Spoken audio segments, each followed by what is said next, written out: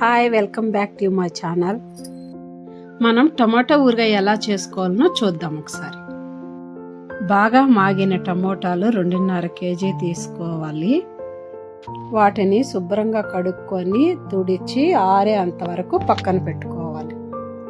టమోటాలు ఆరిన తర్వాత చిన్న చిన్న పీసులుగా కట్ చేసుకొని ఒక బాక్స్లో పెట్టుకోవాలి. అందులోకి రాళ్ళుప్పు 2 పిడికుళ్ళంతా వేసి మూత పెట్టుకొని నైట్ అంతా పెట్టుకోవాలి. టమోటా ఉప్పు బాగా ఊరిన తర్వాత మరుసటి రోజు టమోటా ముక్కల్ని ఎండకెండి పెట్టుకోవాలి. టమోటాలో నుండి వచ్చిన వాటర్లోకి చింతపండు 1/4 కేజీ వేసి నానబెట్టుకోవాలి 2 అవర్స్.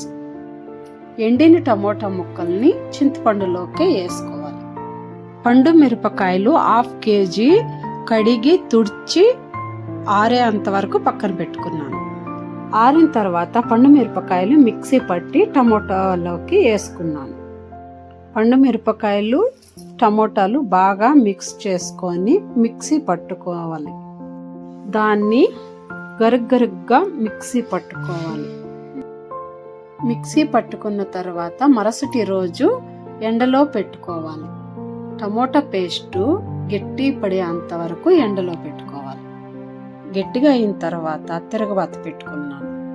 తిరగబాత పెట్టుకోవడానికి నూనె, సాసవులు, ఇంగవ, మెంతులు కొద్దిగా వేయించి పక్కన పెట్టుకొని ఆయిల్ 1/4 లీటర్ పోసుకొని కాంచుకున్నాను. మెంతులు పొడిగొట్టుకొని పక్కన పెట్టుకొని అలాగే ఇంగవను కూడా పొడిగొట్టి పక్కన పెట్టుకున్నాను.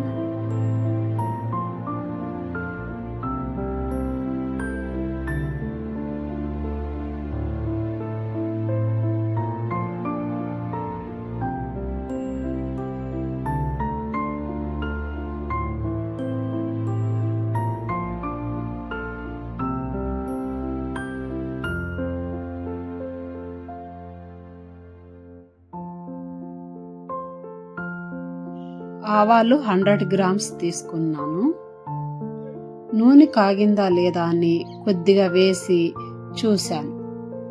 అవి చిటపటలాడిన తర్వాత మొత్తం ఆవాలు అందులోకి పోసేశాను. ఆవాలు చిటపటలాడుతుంటే మంచి స్మెల్ వచ్చిందండి. ఊరగాయ తిరగబాత పెట్టిన తర్వాత దానికి ఉండే టేస్టే వేరండి. చిటపటలాడిన తర్వాత స్టవ్ ఆఫ్ చేసి పక్కన పెట్టి చల్లార్చుకోవాలి.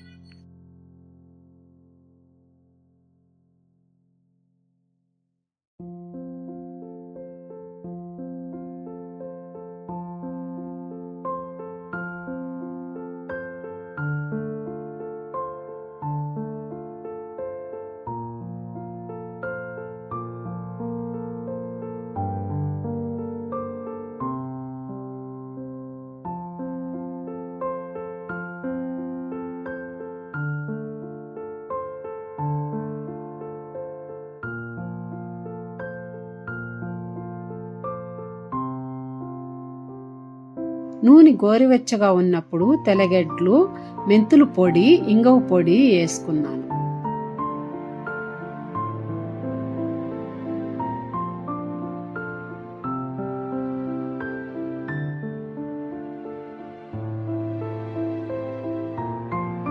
అంతా వేసిన తర్వాత బాగా కలుపుకోవాలి. ఈ ఆయిల్ని టమోటా మిశ్రమంలోకి వేసి బాగా కలుపుకోవాలి. అందులో ఉప్పు ఏమన్నా తక్కువగా ఉందేమో ఒకసారి చూసుకోవాలి. బాగా మిక్స్ చేసుకున్న తర్వాత ఒక రోజు ఎండలో పెట్టుకోవాలి.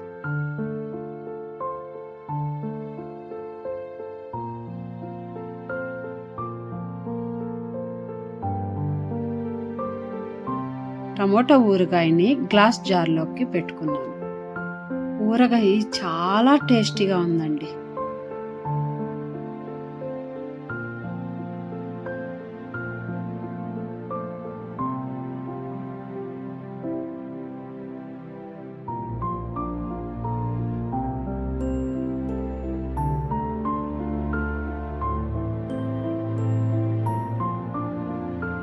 ఈ ఊరగాయ పప్పు చారు మజ్జిగలోకి నంచుకోవచ్చు, లేదా ఉత్తన్నానికి వేసుకొని కూడా కలుపుకొని తినచ్చు. చాలా బాగుంటుంది.